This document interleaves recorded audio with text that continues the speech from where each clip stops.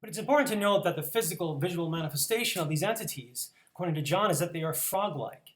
Note he doesn't say they were frogs, which would suggest that they were symbolic of some other kind of being. Instead, John says they were like frogs. This seems to imply that these beings had a frog-like appearance and or behavior.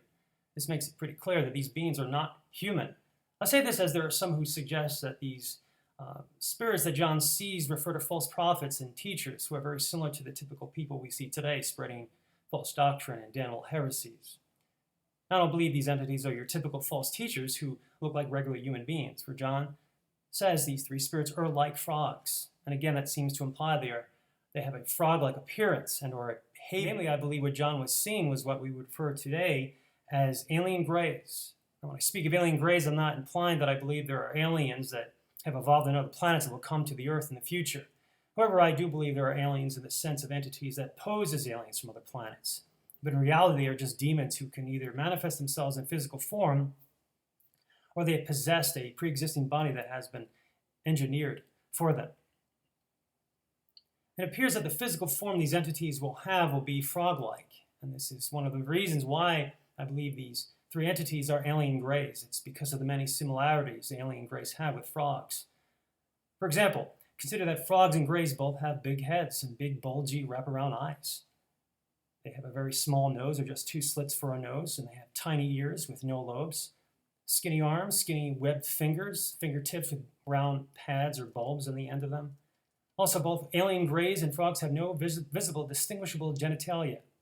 They also both have permeable skin.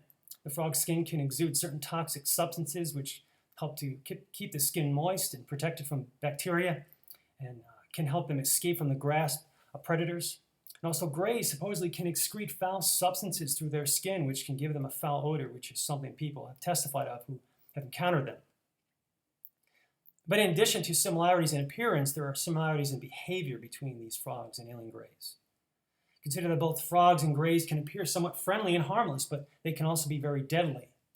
While a frog might not seem like much of a threat at first, one might even consider having a frog as a pet. But note that frogs can be very dangerous. They can strike and attack extremely quickly. They can kill and eat not only flies, but some frogs can eat small birds. But note that certain frogs have the potential to kill human beings. One of the top 10 most dangerous animals in the world is the golden poison dart frog. This frog is about 2 inches long and has enough poison in it that it can supposedly kill 10 grown men. So again, frogs can seem harmless, but they can also be very deadly. Likewise, the alien grays may, like a little frog, appear to be friendly and harmless.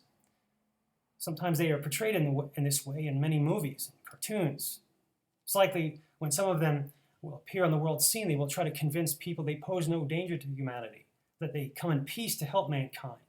They will likely try to appear as intelligent, advanced beings of light as they speak to the kings of the earth and the peoples of the world.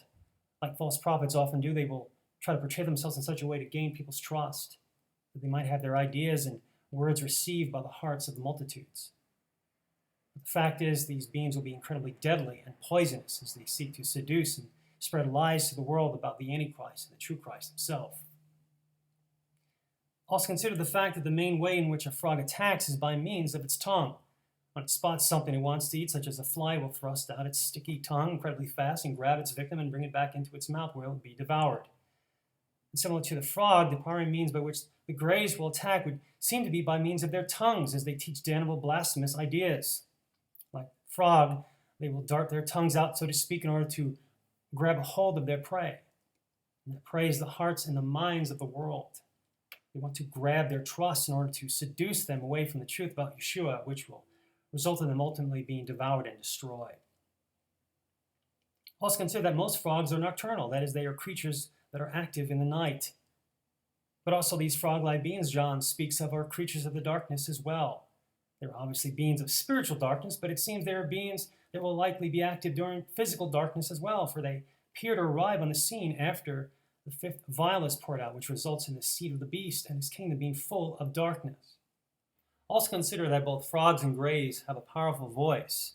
Although they are relatively small, frogs can be extremely loud. At night they can make a piercing sound which is very hard to ignore.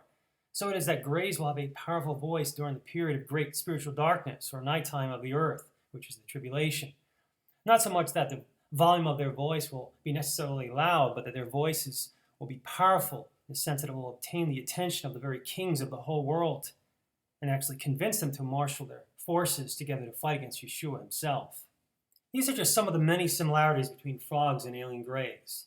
And certainly, in light of all these similarities, if John did see these greys in his vision and understood something of their nature, it is very understandable why he would say they were like frogs. John was being shown a vision of creatures he had likely never seen before, and he wanted to convey something of their nature to us. And he did so by comparing them to a creature he knew many, if not all of his readers would be familiar with, namely the frog.